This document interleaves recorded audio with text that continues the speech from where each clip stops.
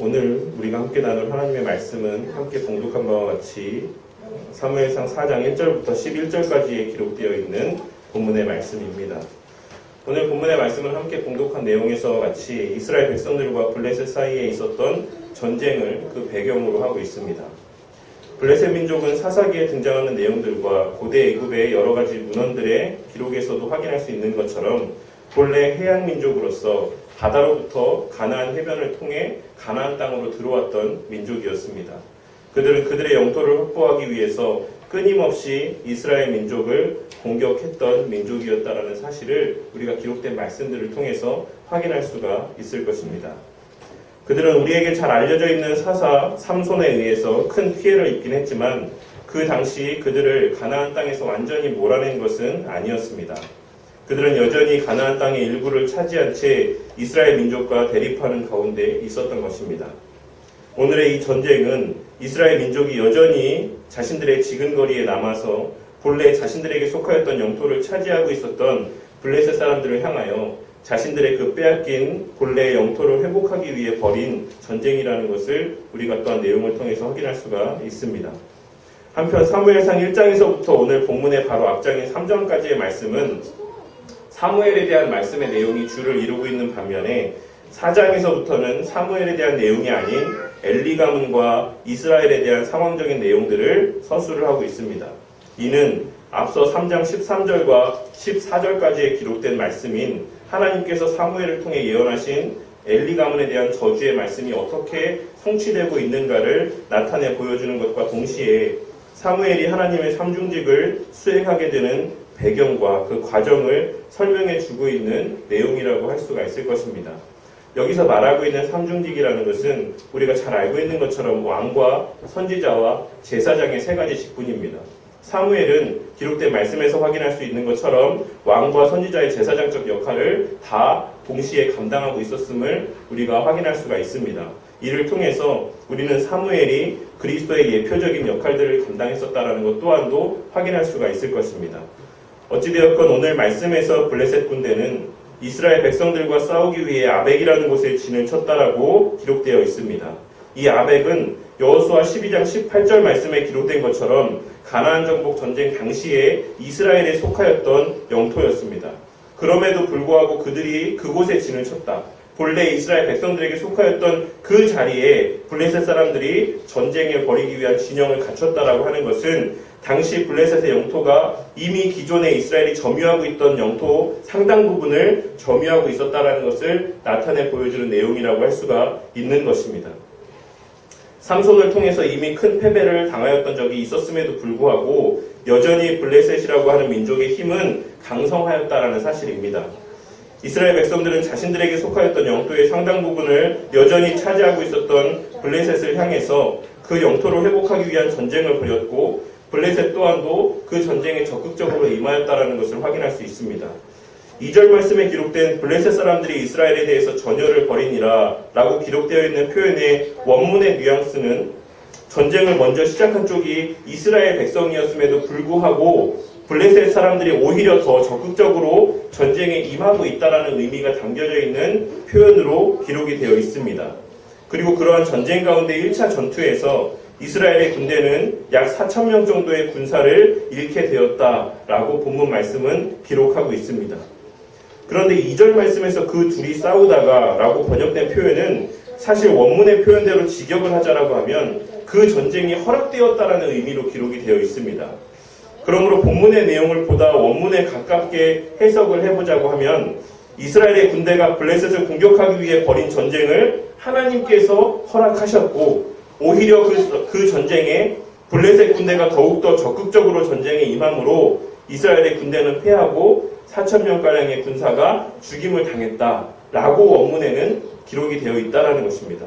한글 번역본에는 그 의미가 드러나 있지 않지만 원문의 뉘앙스를 살펴보면 이 전쟁은 하나님께서 허락하신 전쟁이자 그들의 패배 또한도 하나님의 뜻 안에서 허용되어져 있다는 의미가 담겨져 있다고 할 수 있는 것입니다.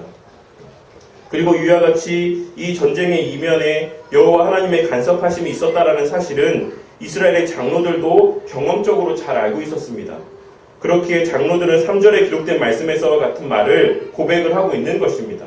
여호와께서 어찌하여 우리에게 오늘 블레셋 사람들 앞에서 패하게 하셨는고. 그런데 그들의 말의 뉘앙스를 살펴보면 그들은 이 전쟁에서 패하게 된 것이 여호와 하나님의 허락하심 때문이었음은 알고 있었긴 했지만 그 말투에서도 알 수 있었던 것처럼 전투에서의 패배의 모든 책임을 전적으로 하나님께만 돌리고 있었다는 것을 확인할 수가 있을 것입니다. 여기서 그들이 사용한 이 표현은 2장 29절 말씀에서 하나님께서 엘리 제사장과 그 가문을 향하여 사용하신 말씀이었던 너희는 어찌하여 내가 내 처소에서 명령한 내 재물과 예물을 밟으며 내 아들들을 나보다 더 중히 여겨 내 백성 이스라엘이 드리는 가장 좋은 것으로 너희들을 살찌게 하느냐라고 하는 말씀에서 사용되었던 동일한 표현입니다. 그러니까 이 표현은 의문문이 아닌 왜 하나님께서 우리를 패하게 하셨을까? 라고 하는 의문문이 아니라 탄식이 섞인 하나님께 원망을 돌리는 그런 의미의 표현을 지금 하나님께 쏟아내고 있다는 것입니다. 이는 하나님께서 패역한 엘리 제사장과 이스라엘 백성들의 모습을 보시며 바라신 그 탄식이 이제는 이스라엘의 장로들의 입에서 터져 나오게 하신 것이자 이것이 하나님의 징계임에도 불구하고 그 책임과 원망을 자신들의 행위가 아닌 하나님께 돌리고 있는 그들의 모습을 통해서 지금 이스라엘 백성들의 영적인 상태가 어떠한지 그들의 영적인 수준이 어느 지경에 있는지를 잘 나타내 보여주시기 위한 의도가 담겨져 있는 것이다라고 할 수가 있는 것입니다. 이를 통해 우리가 잠깐 생각해 볼 수 있는 것은 우리의 영적인 상태가 둔해지고 하나님 앞에 민감하지 못하게 되었을 때에 즉 우리가 말씀에서 멀어지고 하나님으로부터 멀어지게 되었을 때 우리는 우리가 당하는 모든 일들의 책임을 남에게 돌리고 더 나아가서 하나님 편으로 돌릴 수밖에 없다는 것을 확인할 수가 있을 것입니다. 그것은 태초의 하와와 아담을 통해서도 확인할 수가 있는 것이라고 할 수 있습니다. 우리 성도님들의 삶 가운데 어떤 좋지 못한 일들이 발생하게 되었을 때 그것이 다 100% 하나님의 징계인 것은 아니지만 늘 겸손히 자신의 모습과 신앙을 돌아보며 모든 책임을 자신에게 돌리는 겸손한 모습을 보여야지만 될 것이고 그것이 말씀 앞에 깨어있는 하나님 안에 속한 그리스도인의 합당한 삶의 모습이 될 것이다라고 생각합니다. 다시 본문의 말씀으로 돌아와서 그러한 하나님께 책임을 돌리는 사고의 결과 그들이 취하게 된 행동에 대한 언급이 기록되어 있습니다. 여호와의 언약궤를 실로에서 우리에게로 가져다가 우리 중에 있게 하여 그것으로 우리를 우리 원수들의 손에서 구원하게 하자. 그것으로 즉 언약궤로 우리를 구원하게 하자라는 생각을 하게 되었고 그러한 행동들을 하게 만들었다라는 것입니다. 그들의 말에 담긴 그들의 하나님에 대한 생각은 첫째로는 우리가 언약궤를 가지고 오지 않아서 하나님께서 우리와 함께하지 않으신 것이다라는 생각이 그들의 마음 가운데 있었고 우리가 언약궤를 가지고 오기만 하면 하나님의 힘을 마음껏 이용할 수 있을 것이다라고 하는 생각 또한 그들의 마음 가운데 자리하고 있었습니다. 그러니까 그들은 하나님께서 언약궤 안에만 존재하시는 분이다라고 하는 그런 착각이 전제되어져 있었다는 것입니다. 그들은 하나님께서 의도적으로 패배를 허용하셨음에도 불구하고 자신들의 외적인 행위를 통해 하나님의 뜻을 바꿀 수 있다라고 생각했던 것입니다. 그리하여서 하나님의 임재의 상징인 언약궤를 그들이 전쟁의 이 터전으로 가져오기만 하면 분명히 하나님의 능력이 반드시 나타나서 승리케 될 것이다라고 확신했던 것입니다. 그들의 실수는 하나님이 어떤 분이신지를 바르게 인지하지 못한 데 있습니다. 하나님의 능력이 언약궤 안에만 존재하는 것으로 생각하였고 자신들을 위해서 하나님께서 존재하고 언약궤가 그들 가운데 존재하는 것이다라고 착각했다라는 것입니다. 그리하여서 언약궤만 있으면 하나님의 능력을 자신들의 뜻대로 마음껏 사용할 수 있다고 그렇게 착각했다라는 것입니다. 당시 고대 근동의 이방의 문화들, 우상 숭배의 문화에 젖어있던 이스라엘 백성들은 하나님을 대함에 있어서도 철저히 이방 민족들이 자신들의 신을 대함과 같이 하였고 그리하여서 발람이 이스라엘을 저주하기 위해 단을 쌓았던 것처럼 미신의 수단으로 언약궤를 생각하고 이용하려고 하였다는 것입니다. 다시 말해서 외형적인 모양만 갖추고 조건만 갖춘다라고 하면 이방인들이 자신들의 뜻대로 자기 신을 이용한 것처럼 하나님도 그와 같이 외적인 조건과 형식만 맞으면 마음껏 자신들의 뜻을 성취하기 위한 수단으로 사용할 수 있다라고 그러한 존재라고 생각했다라는 것입니다. 그 결과 이전과 비교할 수 없을 만큼의 더 큰 패배를 그들은 맛보게 되었습니다. 약 3만 명에 달하는 병사가 죽임을 당했다라는 것입니다. 그리고 그 전사자들 가운데는 엘리의 두 아들 홈니와 비느하스도 있었다라고 본문 말씀은 기록하고 있습니다. 홈니와 비느하스가 어떤 사람이었습니까? 2장 22절 말씀해 보시면 그의 아들들이 온 이스라엘에게 행한 모든 일과 회막문에서 수종드는 여인들과 동침하였음을 듣고, 회막문에서 수종드는 여인들과 동침하였음을 듣고 하나님께 올려드리는 제사를 그들은 업신여기는 자들이었으며 하나님께 대한 경외함이 없는 자들이었습니다. 한마디로 그들은 하나님을 모르는 사람들이었다라고 성경 말씀은 기록하고 있는 것입니다. 그러한 자들이 하나님의 언약궤를 지키고 있었으며 그 언약궤를 모시고 전쟁에 임하였다라는 것입니다. 이스라엘의 장로들 또한 그러한 자들이 언약궤를 모시는 것을 보고도 아무런 조치를 취하지도 않았고 그것이 잘못된 일이라는 사실에 대한 인식도 없었습니다. 왜? 그들에게 조건과 형식이 더 우선이었고 그것이 가장 중요한 조건이었기 때문에 그렇습니다. 그저 제사장 가문이기만 하면 된다라고 하는 외형적인 조건에만 관심을 가지고 있었기 때문에 그들의 내면이 어떠한지, 그들의 마음의 중심이 어떠한지에 대해서는 그들은 큰 관여를 하지 않았다라는 것입니다. 그러니 이스라엘의 패배는 어쩌면 당연한 결과였을지 모릅니다. 오늘 말씀해 보시면 언약궤가 이스라엘의 진영에 들어왔음을 알고 블레셋 사람들은 두려워 떨었다라고 기록을 하고 있습니다. 여기서 블레셋 사람들이 신들이라고 하나님에 대하여 복수로 언급을 하고 있는 것은 블레셋 사람들이 얼마나 하나님에 대한 지식이 없었는지를 잘 드러내 나타내 보여주는 표현이라고 할 수가 있습니다.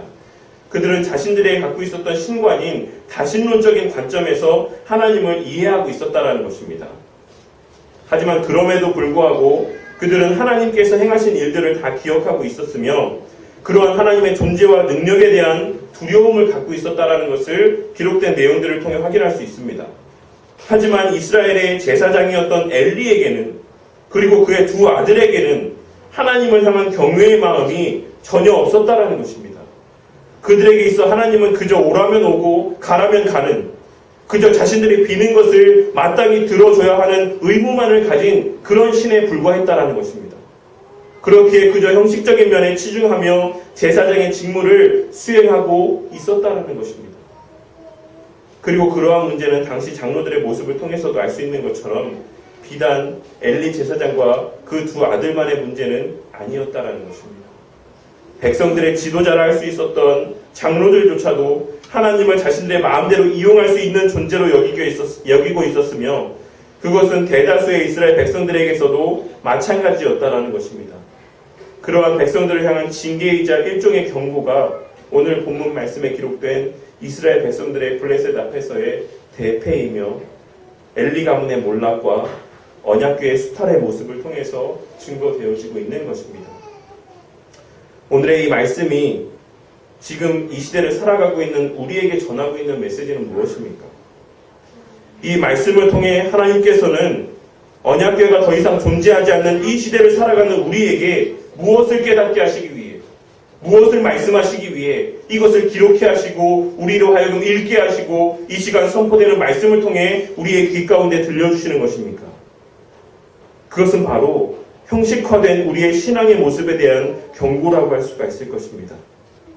하나님에 대한 온전한 지식과 경외함이 없는 그러한 신앙에 대한 경고를 이 본문의 말씀을 통해 이 시대를 살아가는 우리에게도 들려주고 계시는 것이다라는 것입니다. 오늘날에 얼마나 많은 사람들이 기독교인이라 불리는 혹은 기독교인이라 자처하는 많은 사람들이 하나님에 대한 온전한 지식이 없이 하나님에 대한 경외함도 없이 형식적으로 신앙의 삶을 살아가고 있습니까? 그것은 교회의 지도자들도 예외가 아닐 것이다라고 생각합니다. 정말 부끄러운 이야기지만 교회를 이끌고 성도들을 목양해야 되는 위치에 있는 많은 이들 가운데에도 일반 사람들도 쉽게 범하지 않는 잘못들을 아무렇지도 않게 범하는 사람들을 어렵지 않게 볼 수 있는 그런 시대를 우리가 살아가는 가운데 있습니다. 최근에도 여자 성도들에게 상습적으로 합당치 못한 행동들을 저지르고 그것이 세상 가운데 온천하에 드러났음에도 불구하고 자신의 잘못에 대한 반성과 참회를 나타나기는커녕 강제성이 없었다라는 변명으로만 일관하는 모습이 많은 사람들의 공분을 사고 있는 것을 보게 됩니다. 오늘날에도 엘리의 두 아들 홈리와 비느하스 같은 교회 지도자들이 교회, 소위 규모 있는 교회들 가운데 너무나도 많이 있는 것이며 성도들은 그저 그들이 외적으로 유명한 신학대학의 학위만 갖추고 있으면 그들의 화려한 언변 실력으로 듣기 좋은 설교만 해주면 그들의 하나님 앞에서의 신앙의 모습이 어떠하든지 그들의 목사로 모시고 섬기기에 여념이 없는 아무런 거리낌이 없는 그런 시대를 우리가 살아가고 있는 것입니다. 목사의 목사됨에는 물론 학위도 필요하고 여러 깊이 있는 신학적인 지식도 필요하고 화려한 언변이 수반된 설교의 능력도 필요한 것이 사실이지만 가장 중요한 것은 그가 거듭난 자인가 아닌가, 그가 진짜 하나님을 믿는 자인가 아닌가, 그가 하나님 앞에 두려워하는 마음을 갖고 있는가 아닌가 하는 것이 목사됨의 첫 번째 조건일 것이다라고 생각을 합니다. 오늘날 얼마나 많은 교인들이 주일에 습관적으로 주일이 되면 교회에 오고 예배를 드리고 기도하고 헌금하고 신앙인인 척 생활하고 있습니까? 그렇게만 하면 삶에 있어 아무런 문제가 없이 형통하게 잘 살 수 있을 것이다라는 생각이 그들의 그러한 신앙생활의 이면에 자리하고 있을 것이다라고 생각을 합니다. 내가 주일에 빠지지 않고 예배의 자리 가운데 있기만 하면, 내가 11조 거르지 않고 때마다 시마다 기도하기만 하면 그것이 내 신앙의 삶을, 내 일상의 삶을, 내 평생의 삶을 형통케 해줄 것이다라고 하는 그런 생각들이 오늘날 많은 성도들의 이면 가운데에 자리하고 있다는 것입니다. 그러한 자들을 향한 하나님의 말씀은 2장 29절에 기록된 말씀에서와 같이 너희는 어찌하여 내 처소에서 명령한 내 재물과 예물을 밟느냐고 말씀을 하고 있을 것입니다.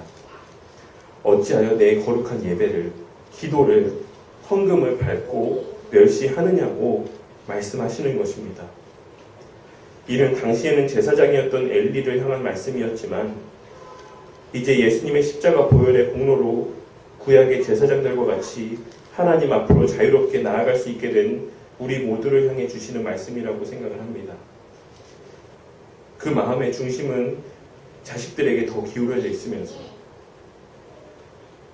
그 육신의 시선은 세상의 화려한 것들에 머물러 있으면서 고작 주일 몇 시간 교회에 와서 앉아있는 것으로 식사 전에 잠깐 기도하는 모습들로 그 삶이 마치 신앙인 것처럼 착각하며 살아가고 있느냐고 질책하고 있으시는 것입니다. 그러한 진심 없는 신앙의 행위가, 겉과 속이 같지 않은 신앙의 행위가 하나님을 멸시하는 것이다라고 하나님께서 말씀하고 있으신 것입니다. 그리고 그러한 자들의 신앙 행위에 대해서 30절에 기록된 말씀에서와 같이 나를 존중히 여기는 자를 내가 존중히 여기고 나를 멸시하는 자를 내가 경멸하리라고 말씀을 하고 있으십니다.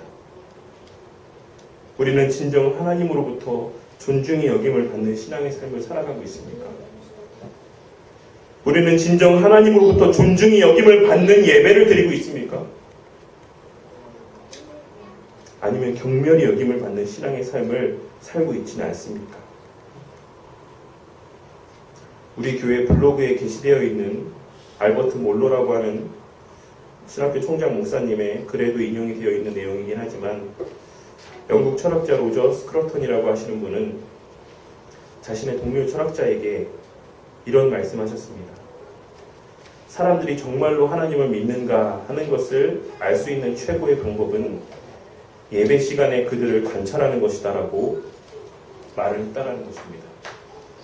우리는 이 말을 주의 깊게 듣고 마음 가운데 새겨야지만 될 것입니다. 제발 살아가는 가운데 그 마음의 중심을 하나님께 두고 살아가시는 우리 성도님들이 되시기를 바라겠습니다. 하나님께서 우리를 위해 존재하시는 것이 아니라 우리가 하나님을 위해서 존재하는 것입니다. 하나님께서는 우리를 구원하시기 위해 창조하신 것이 아니라 하나님 자신의 넘쳐나는 영광과 능력을 표출하시기 위해서 우리를 창조하셨다는 사실을 잊지 마시기를 바랍니다. 이 시대를 살아가는 수많은 기독교인들의 삶의 모습에서 어떤 목적을 이루기 위해 더 열심을 해서 예배를 드리고 기도하고 헌금하는 모습을 보는 것은 그리 어려운 일이 아닙니다. 자녀 대학 입시를 위해 40일 작정 기도를 올려드리고 사업의 성공을 위해서 11조를 하고 결혼을 위해 배우자를 위해서 새벽에 새벽 기도를 나오며 형통한 삶을 위해 예배 생활에 열심을 내는 기독교인들이 여전히 교회 가운데는 너무나도 많이 있는 것입니다. 이 얼마나 오늘 본문 말씀에 기록된 이스라엘의 장로들과 같은 생각으로 예배를 드리는 모습이라고 할 수가 있겠습니까? 우리의 예배 행위로, 우리의 기도로, 우리의 헌금으로 우리는 우리를 구원할 수가 없을 뿐만이 아니라 그것이 하나님께 어떠한 것을 요구할 수 있는 조건이 될 수가 없다는 것을 꼭 명심하시기 바라겠습니다. 하나님께서는 우리와 거래를 하는 거래처의 사람이 아니고 거래 당사자가 아닙니다. 우리가 어떤 것을 행하면 마땅히 그것을 들어줘야지만 되는 의무를 가진 그런 존재가 아니다라는 것입니다. 비록 스스로 창조주이신 하나님께서 우리를 위해 스스로를 언약 가운데 매이시고 또한 종속시키셨지만 그 언약이라는 것은 이 땅에서 우리에게 좋은 것 먹이고 입히시고 평안케 하시기 위한 언약이 아니다라는 것입니다. 우리가 예배드리고 기도하고 헌금하는 것은 우리에게 있어 너무나도 기본적인 일이며 당연한 것입니다. 그리고 늘 말씀드리지만 이것은 우리에게 있어서 가장 큰 복이고 특권이고 기쁨의 근원이 된다는 것을 잊지 마시는 성도님들이 되시기를 바라겠습니다. 그것이 없으면 다른 어떤 것을 구하기에 앞서서 먼저 거듭나시기 위해서 기도하시기 바랍니다. 그저 막연한 불안감 때문에 예배를 드리지 않으면 어떻게 되는 것이 아닐까? 11조를 떼어 먹으면 내가 어떻게 되는 것이 아닐까? 기도하지 않으면 내 집안에 어떤 일이 생기는 것이 아닐까? 라고 하는 막연한 불안감이나 혹은 어떤 목적의 성취를 위해서만 신앙생활을 하고 있다라고 하면 다른 것 만사 제쳐놓고 먼저 주님을 바로 알기 위해서 기도하시기 바랍니다. 중요한 것은 우리가 예배의 자리에 앉아 있느냐 있지 않느냐, 내가 헌금을 하냐 하지 않느냐, 혹은 헌금을 적게 하느냐 많게 하느냐, 아니면 기도를 하느냐 기도하지 않느냐, 이것에 달려있는 것이 아니라 내가 무슨 마음으로 예배를 드리는가, 내가 무슨 마음으로 어떤 마음으로 기도를 하고 있는가, 내가 어떤 마음으로 하나님 앞에 헌금을 하고 있는가, 그들이 갖고 있는 그 마음의 중심이 중요한 것이다라는 것을 우리는 깨달아야지만 될 것입니다. 그것을 깨닫지 못한다라고 하면 아무리 예배 빠지지 않고 열심히 기도하고 전 재산을 다 맞춰서 헌금을 한다라고 할지라도 우리 삶에 있어서 아무런 하나님의 능력이 나타나지 않을 것입니다. 오히려 신앙생활 하지 않을 때보다 더 힘들고 어려운 상황에 직면하게 될 수도 있을 것입니다. 왜냐하면 오늘 말씀에서의 이스라엘 백성들에게와 같이 그러한 신앙의 행위가 우리를 구원하는 것이 아니고 우리를 어려움에서 빠져나가게 해주는 수단이 아닌 것을 깨닫게 하시기 위해서 중요한 것은 그 마음의 중심에 하나님을 경외하는 마음을 가지고 그러한 행위들을 하는 것인지 깨닫게 하시기 위해서 하나님께서 때로는 우리에게 더 힘든 상황에 직면하게 만드는 순간들을 맞닥뜨리게 하실 수도 있다는 것입니다. 예배드릴 수 있고 기도할 수 있는 것 자체로 감사하고 만족하며 기뻐하며 살아가고 계십니까? 정말 예배드릴 수 있고 기도할 수 있는 것이 우리 성도님들에게 복이고 기쁨이라고 생각하십니까? 예배의 자리 가운데, 기도의 자리 가운데 하나님께서 그 자리에 함께 하시며 우리 가운데 교제하고 계신다라고 하는 것에 대한 감격이 있습니까? 지금 이 순간 이 예배의 자리 가운데에 눈에 보이지 아니하시는 하나님께서 함께 하신다라고 하는 자각이 있습니까? 왜 이 예배의 자리 가운데 발걸음하셨습니까? 그저 형식적으로 내 몸이 예배 시간 가운데, 예배 초소 가운데 있어야지만 되니까 이 자리에 발걸음하신 것입니까? 만일 예배 자체로, 기도 자체로 만족이 없고 기쁨이 없고 감사가 없다라고 하면 오늘 말씀에서 언약궤가 그저 그들에게 한낱 상자에 불과했던 것처럼 우리의 신앙의 그 어떤 행위들도 아무 쓸모없는 무의미하고 무가치한 행위에 불과할 것입니다. 결국 하나님께서는 이 사건을 통해서 외적인 행위가 아닌 그 마음의 중심과 오직 하나님의 말씀, 하나님에 대한 온전한 지식이 중요하다는 것을 말씀이신 예수님을 예표하는 사무엘이라고 하는 한 사람을 통해 이스라엘 백성들에게 드러내 보여주신 것입니다. 그것이 오늘 말씀의 핵심입니다. 제발 하나님 믿는다라고 하시면 그 하나님께서 무소부재하심 또한도 알고 믿으시기를 바라겠습니다. 또한 그 하나님께서 전지전능하심 또한도 알고 믿으시기를 바라겠습니다. 그리고 하나님에 대한 경외함 가운데 하나님을 믿으시는 우리 성도님들이 되시기를 바라겠습니다. 하나님은 우리의 심부름꾼도 아니고 우리의 마음대로 부려먹을 수 있는 그런 존재가 아닙니다. 우리는 실상 하나님 앞에 벌레만도 못한 존재들이다라는 사실을 잊지 마시는 성도님들이 되시기를 바라겠습니다. 그 창조주 하나님께서 우리가 기도할 때 그 귀를 기울이셔서 우리의 기도를 경청해 주십니다. 그 창조주이신 하나님께서 우리가 예배를 드리기 위해 모이고 함께 예배를 드릴 때 그 예배의 자리 가운데 함께 하시며 그 예배를 기뻐 받아주십니다. 그 창조주이신 하나님께서 비록 우리의 눈에 보이지 아니하심에도 불구하고 우리가 하나님을 인지하며 신전인격자의 삶, 코람데오의 삶을 살아갈 때 그러한 우리를 바라보시며 흐뭇해 하시는 것입니다. 그 자체면 된 것 아닙니까? 우리의 기도를 하나님께서 듣고 있으시다라는 것을 아는 것으로 족하지 않습니까? 조선시대 신하들이 그러했던 것처럼 그것이야말로 진정 성은이 만극한 일 아닙니까? 그것보다 더 큰 기쁨들이 여러분들에게 성도님들께 있으십니까? 그렇다라고 하면 다시 한번 말씀드리지만 온전한 거듭남을 위해서 주님을 진짜 만날 수 있기를 위해서 먼저 기도해야지만 될 것입니다. 하나님은 물론 질서와 형식을 중하게 여기시는 분이시기는 하지만 그보다 더 중요하게 보시는 것은 그 질서와 형식이라는 그릇 안에 무엇이 담겨 있느냐라는 것을 깨닫는 은혜가 있으시기를 바라겠습니다. 우리의 모든 외적인 신앙의 행위는 오직 하나님의 살아계심을 실제로 믿고 하나님의 전지전능하심과 무소부재하심을 확신하며 살아가는 삶이 전제된 이후에야만 비로소 가치가 있고 능력이 있다는 것을 기억하시기를 바라겠습니다. 성경은 창세기부터 계시록에 이르기까지 우리가 믿는 그 하나님의 그러한 본성들에 대한 증거입니다.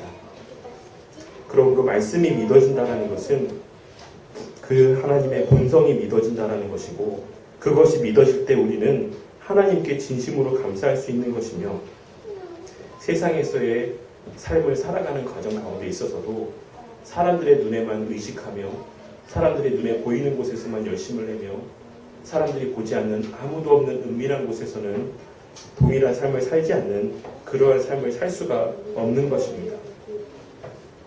예배드릴 수 있다라는 것, 기도할 수 있다라는 것, 하나님께 쓰임받을 수 있다라는 것이 하나님께 기쁨이 될 수 있다라는 것 그 자체가 우리에게 기쁨으로 여겨질 수가 있을 것이며 그러한 자가 복이 있는 자고 그러한 자가 구원받은 자임이 세상 가운데 하나님 앞에 증거되어지는 징표가 된다는 것을 우리는 반드시 깨달아야지만 되는 것입니다. 우리의 행위가 우리를 구원하는 것이 아닙니다. 천지 만물을 창조하시고 지금도 살아 이 천지 만물을 다스리시는 하나님께서 우리를 구원하여 주시는 것입니다. 그것을 아는 자들이라고 하면 우리가 하나님 앞에 더 요구할 것이 무엇이 있겠습니까? 그저 우리에게 주시는 물질과 우리에게 주시는 형편들과 우리에게 주시는 건강과 여러 가지 삶의 여건들 가운데서 마음껏 하나님께 영광 돌리며 하나님 섬기며 살다가 주님 부르실 그 날에 우리에게 예비된 그 본향에 가서 영생 복락을 누리면 되는데, 좀 더 갖기 위해서, 좀 더 누리기 위해서, 남들보다 좀 더 위에 자리하기 위해 아등바등 할 것이 무엇이 있겠습니까? 오늘 말씀에서의 엘리와 그 자녀들과 이스라엘 장로들과 백성들이 하나님 앞에 행하였던 이 잘못된 신앙의 모습들을 마음 가운데 새기시고 이 땅에서의 삶을 살아가는 가운데 무엇을 이루기 위한 예배, 세상적인 목적을 성취하기 위한 기도와 헌금과 헌신이 아닌 날 사랑해 주시고 섬겨주시고 구원하여 주신 하나님께 대한 감사와 언제나 우리와 함께 하시는 그 하나님에 대한 인지와 자각이 참된 예배로, 참된 기도와 헌신으로 증거되어지는, 그리하여 우리의 전생애가 먹든지 마시든지 무엇을 하든지 하나님께 기쁨이 되는 복을 충만히 누리게 되시는 우리 바른교회 성도님들이 되시기를 주님의 이름으로 간절히 축원합니다.